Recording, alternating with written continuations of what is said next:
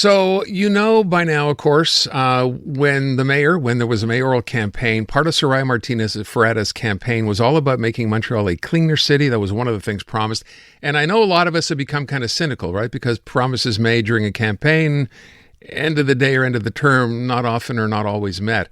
So far, though, you have to be impressed with the fact that promise is being acted on. Claude Pinard, who's chair of Montreal's executive committee yesterday, announcing that the city would be launching a major spring cleaning campaign, which is going to launch earlier, actually now, and actually end later in the middle of December. And that's just part of a campaign to what he called Make the City Shine Again. I spoke to him earlier in the afternoon and asked Claude Pinard to outline what the city is doing. Basically, what we announced yesterday was the increased cleanliness operation. So that's the number one thing. So first of all, we're gonna spend more time doing it. So we're starting sooner. So this morning, had the weather been okay for to have trucks watering the streets and stuff like that, they would have been ready. So that's number one thing. Trucks and operating machines are ready. That's number one thing. And then we're gonna go further down all the way to December 15 approximately, in order to spend more time in the field. So what we're doing now, over and above having the trucks and operators ready, we're adding squads, cleanliness squads, like just about everywhere. And we also made an analysis of areas that needed more love, if I can put it this way, or more time to focus, in order to have more trucks, more squads, and make sure that Montrealers see a difference. So a couple of things in here that stand out. Number one, you're starting earlier, as you said, and you're ending later. So that's step one.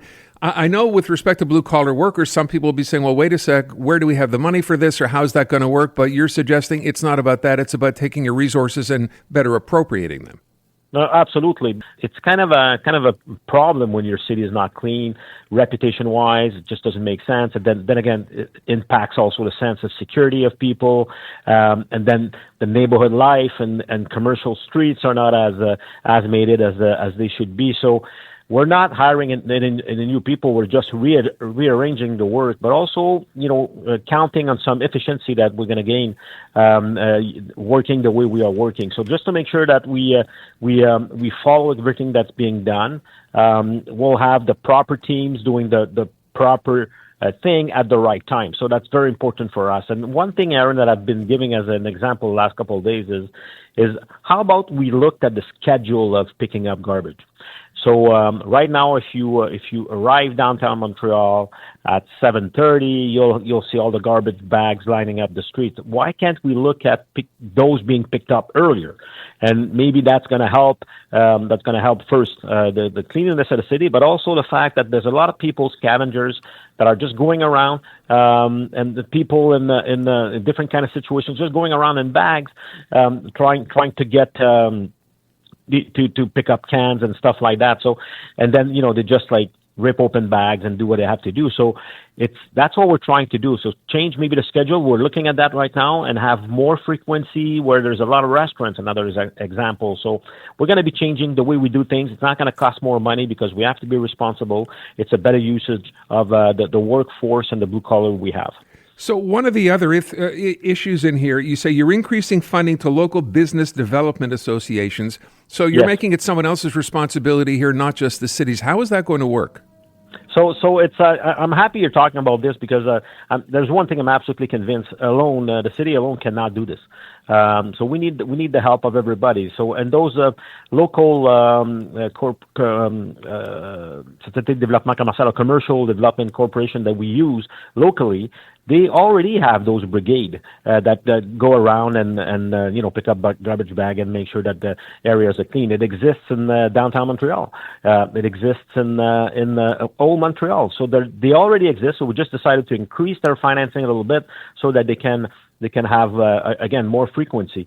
But that's the one key thing, Aaron, about what we're trying to do now is we need everybody, because like I said, alone we can do it. We're going to need people, businesses. We're going to need people, citizens, taking stock of what's happening. And one example I want to give you is, This morning, it took me like a minute more than usual to get out of my neighborhood because I stopped a couple of times picking up garbages because of the high winds, right? Not my job, but you know what? I felt like my neighbor needed a little help so that he wouldn't see his garbage cans all over in the afternoon. So we need that kind of civic engagement and civil engagement so that we can tackle this issue.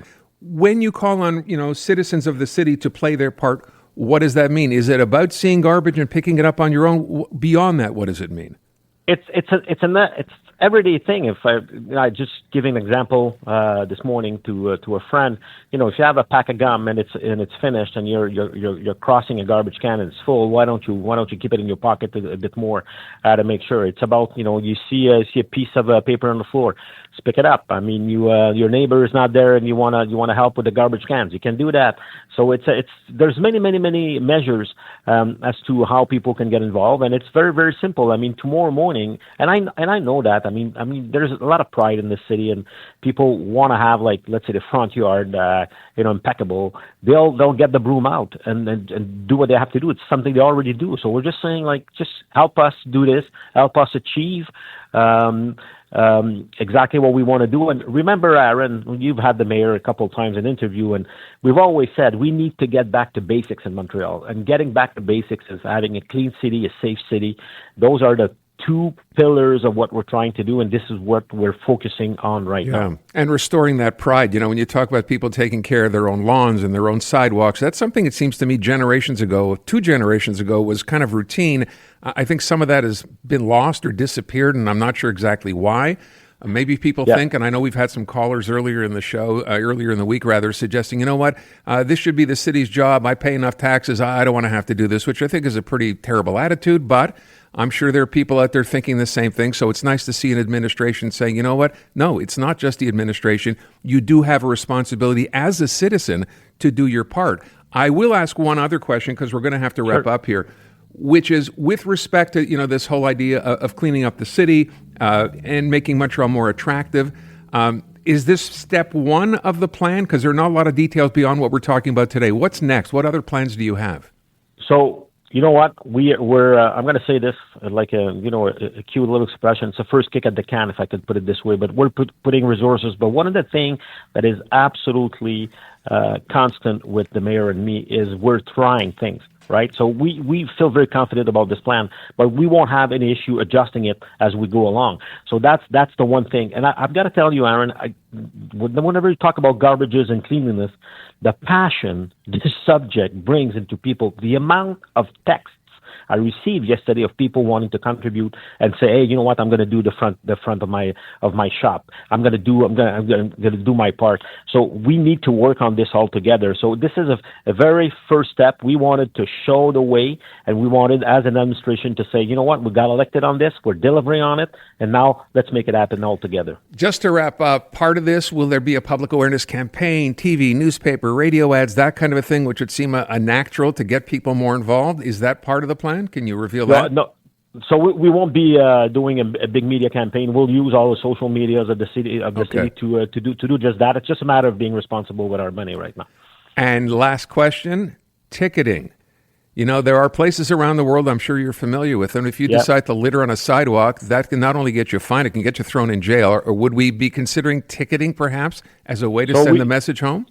We do have inspectors that go around the city to do this. Not my first choice. I think the step we need to take is to make sure to bring everybody on board and bring that pride back, like you were mentioning before. All right, we'll leave it at that. Monsieur Pinard, appreciate the time. Thank you so much. Thank you.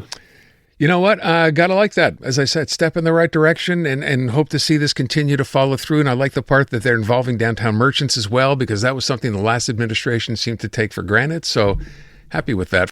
Canadian women are looking for more out of themselves, their businesses, their elected leaders, and the world around them. And that's why we're thrilled to introduce the Honest Talk podcast. I'm Jennifer Stewart. And I'm Catherine Clark. And in this podcast, we interview Canada's most inspiring women. Entrepreneurs, artists, athletes, politicians, and newsmakers, all at different stages of their journey. So if you're looking to connect, then we hope you'll join us. Listen to the Honest Talk podcast on iHeartRadio or wherever you listen to your podcasts.